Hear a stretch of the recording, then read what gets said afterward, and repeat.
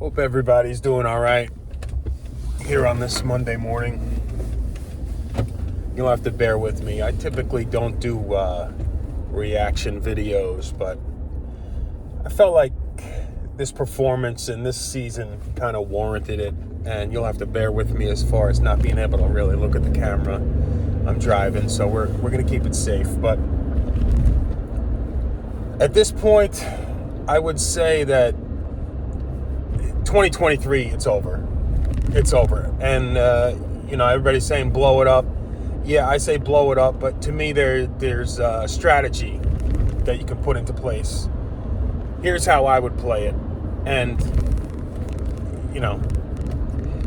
if you don't agree with me, it is what it is. Everybody's frustrated and everybody's got their own solution to this obvious problem. But I would start by getting rid of Pete Carmichael. And when I say get rid of Pete Carmichael, I mean like today. I would, look at him falling all over the place. I would get rid of Pete Carmichael today. You have to start eliminating one problem at a time. To me, that's the most obvious problem. The NFL as a whole has set precedent this year. Lots of teams are doing it. I can think of at least 4 teams that have canned coaches during the season this year. And when you get a team like the Pittsburgh Steelers that are willing to do it, and they hold on to their guys forever. I mean, they see a problem, they address it, and they move on. If the Steelers are willing to do it, the Saints have to be willing to do it. As we all know, this guy didn't even want the job in the first place.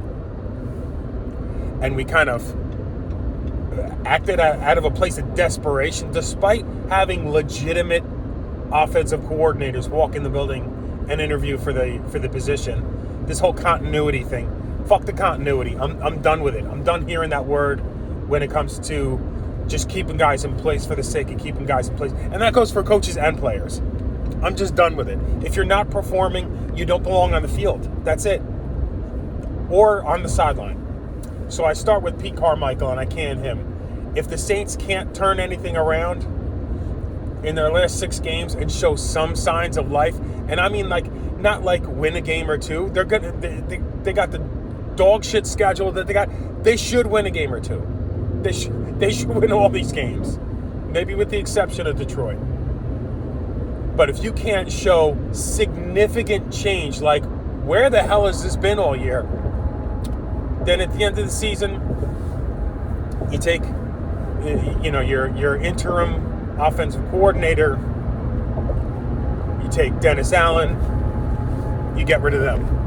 That's step 2. Step 3 is draft a quarterback in the first round. Maybe you hit, maybe you miss. I don't know, but you have to give the future of your franchise a chance. There's got to be some level of hope. And to me, the play is Pete Carmichael first, Dennis Allen second. Third, you draft a quarterback in the first round. And you know what? If we're willing to give up 2 firsts and shuffle some picks around to get somebody like Marcus Davenport, you damn sure better be able to mortgage some of your future if you think you've got a shot at one of these big arms that are coming out of college this year. So you draft your quarterback. After you hire your new head coach and he hires his new offensive coordinator, at that point, you make the quarterback. Jameis will be gone, in all likelihood. They won't re-sign him. So at that point, you make the quarterback battle a straight-up competition. Whoever wins, wins. And I got no problem if Derek Carr initially wins the quarterback battle in the front of 2024. But at some point, you're going to see the same Derek Carr that you've been seeing. The guy that, great, he throws for 300 yards. The guy's got 10 touchdown passes in 11 games. With the weapons that he's got, this is the most unfathomable. That's why I'm saying you get rid of the coaches first. You get rid of the offensive coordinator first. And then if you see, almost choked on my freaking cough drop. If you see progress in Derek Carr's game, both being able to put the ball in the end zone and red zone efficiency, if you see like a drastic change, great. You know what? We're paying Derek Carr. Let's start the 2024 season with him. But if you've got a first-round draft pick on the bench, it's not going to take long before the natives get restless and they're like, enough with the Derek Carr. Let's roll with the kid. And I'm okay with that. And year 3, if you've got to just bite the bullet and watch Derek Carr stand on the sideline and just groom this kid and teach him whatever he knows, I'm okay with it. Year 4, he's gone. You pay him for the 3rd year. You gotta eat that contract, so be it. You'll have your starting quarterback on a rookie contract anyway. So it's not gonna hurt as much. And you've got hope for the future. And then the other thing is, as far as the players are concerned, I don't know if I know some of it's on the coaching. I know some of it's on Mickey Loomis. You've got to get a better evaluator of talent when you got the punter, the kicker, some of the other, and all due respect, Blake Grupe hit 5 field goals out of 6 yesterday, so I can't totally get on him after that performance. You know what? He had no business being the only guy scoring points in that game, regardless. So if you're counting on Blake Grupe to hit 6 or 7 field goals in the game in order for you to win, you probably have gone astray somewhere. It's just not going to work. Not in the NFL. So not in any level of football. But that's how I handle it. And to me, that's the only way that you keep fans engaged and keep fans interested long term, is if they can see some light at the end of this tunnel, because you've got aging guys on the field. You've got uninspired guys on both the offense and the defense. The wheels feel like they're coming off. I don't know if the coaches have lost the locker room, if these guys don't believe in each other. It's probably a combination of a couple of things.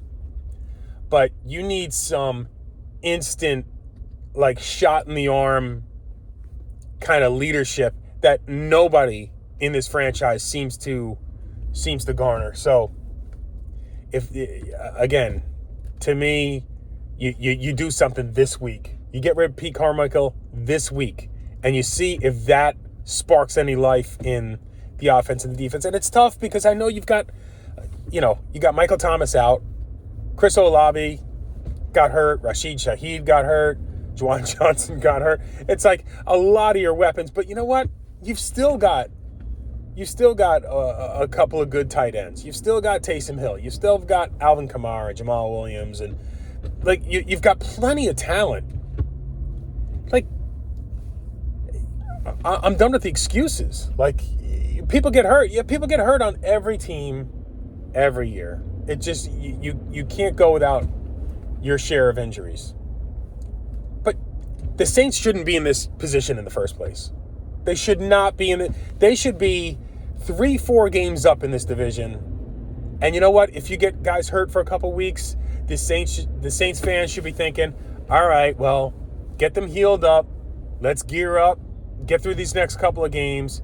We'll put it in overdrive as we enter the playoffs, and then we'll let the chips fall where they may after that. No excuse. No excuse. You let yourself be in a position where you're now 5-6. You've lost the ability to control your own destiny in maybe the worst division I've ever seen. The worst division I've seen since last year's NFC South, but this is worse. This division is worse. It's just, it's tough to believe that we're in this position. I was a sucker. You know what? I bought into this whole, year 2, we'll win despite Dennis Allen. We're not going to win despite Dennis Allen. It's just not happening. I don't think these players believe in, they say all the right things. I don't think they believe in Dennis Allen anywhere near where they believed in Sean Payton. And granted, Sean Payton had the track record, but it's just a different thing. When Dennis Allen speaks, even after a win, it's just like, it's so freaking vanilla. There's no freaking life to it. And Pete Carmichael, you hear him talk, he sounds scared. That dude sounds like, how the hell you have an offensive coordinator and the guy sounds in fear all the time. It's just, I could see why guys aren't getting behind it. Even if he's a genius, it's just not translating when it comes out of his mouth. Just fucking, I'm done with it. 2023, I'll root for the Saints to win every week, as I always do. But if they lose, I'm just not going to get bent about it. This team is what it is. This team has no hope. And it's better long term if they don't make the playoffs and they can get a better pick out of this. But I'm not going to root against them. It's just, I'm not going to be upset about it, which is a good place for me to be in 2023. But again, get rid of Pete, get rid of DA, draft your quarterback, bench Carr, get rid of some of the aging veterans, bring in some youth, some hunger behind a good head coach and offensive coordinator signing. Get some real leadership in there. And if Mickey's a casualty in all this, look, Mickey made his bed. Mickey was preaching this whole continuity thing and as much as anybody. And he's missed on a couple of key guys. I mean, you got guys like Trey Hendrickson out there killing it for somebody else, and Marcus Williams and all these talented guys. What do you want me to say, Mickey? The good graces that you had in some of these great free agent signings from Drew Brees on down. To me, it's all but evaporated. Jeff Ireland still knows how to draft. He still keeps bringing in talent. That's it. That's all I got for you. 13 minutes of my nonsense. Who dat, everybody?